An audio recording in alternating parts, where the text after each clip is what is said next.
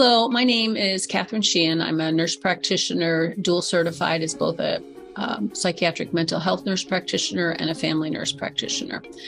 Today, I'd like to share with you some information about symptom-based treatment using measurement-based care. How is symptom management clinically managed on a measurement-based approach?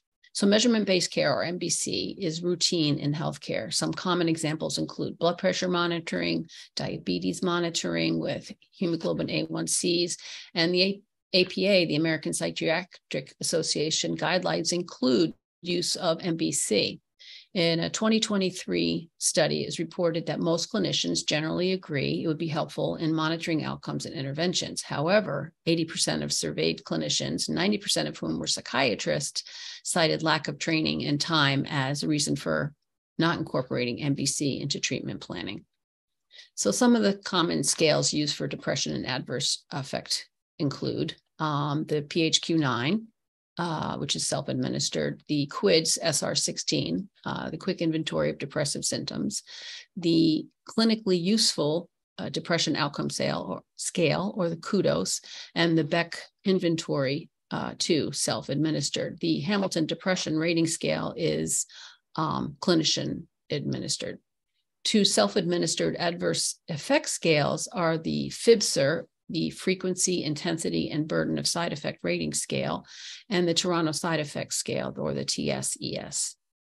The utility of MBC in treatment of major depression is that it can recognize non-responders. It helps identify progress and severity of symptoms. His studies have shown that symptoms not improved by 20% at 2 weeks will likely not improve after 2 to 8 weeks of treatment. MBC can help identify suboptimal symptom relief and prompting earlier treatment intervention. It can also decrease the potential for treatment dropout. Patients have better engagement in self-care, as well as the belief their clinician has an improved understanding of their symptomology when scales are used. It can encourage patient and clinician recognition of improvement. Sometimes unnoticed, it's easier to note improvements in symptoms over time by measuring them, and the patients are encouraged by seeing some progress. And also the potential for seasonal variations can be revealed by routine scales use. Considerations for the systematic use of MBC by self-report is that they're easily completed before or at each visit. They can be completed without clinicians. They gather meaningful data that correlates to clinician-elicited data. Use of scale encourages focused, data-driven encounters, and it may reveal internal mental status that from the patient that is not often reported by patients because they can be somewhat hesitant to express these things verbally. It's helpful for patients themselves to track symptoms over time and therefore gaining insight on their condition. Scales often reduce the potential for clinician bias, overestimation of improvement, as well as symptoms overlooked by the clinician.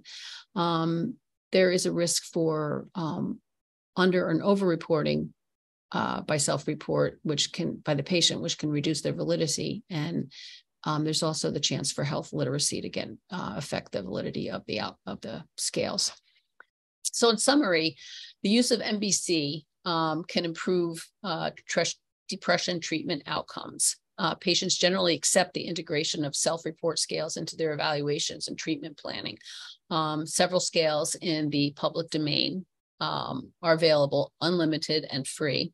They don't require additional clinician time to administer, and they do demonstrate high correlation to those clinician administered tools. These tools can be completed at home or in office and at each visit or at set intervals. They can be administered electronically or on paper, and often to accommodate the patient preferences.